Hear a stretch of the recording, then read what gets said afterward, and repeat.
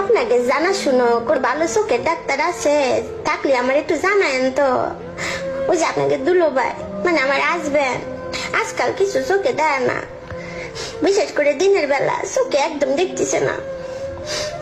আমি যে সকালবেলা উঠে এই যে ঘরের এত কাম কাজ করি, ঘর চারে দিই, থালা বাটি দুই, নাস্তা বানাই, দুপুরে রান্না করি, আর কাজের বেটি না আসলে তো আমি কাজের বেটি হয়ে সব কাম করি। তারপরও কয় কি করিস, কিছুই তো দেই না করতে। ওই দিন কেন হয়েছে বোধহয় সন্ধ্যার দিকে একটু একটু চোখে থাকে।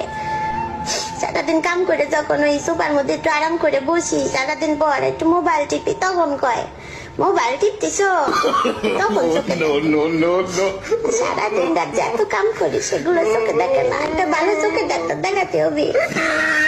এই বয়সে যদি এরকম জামাই অন্ধ হয়ে যায় কেমনে বাঁচন কর জানান তো।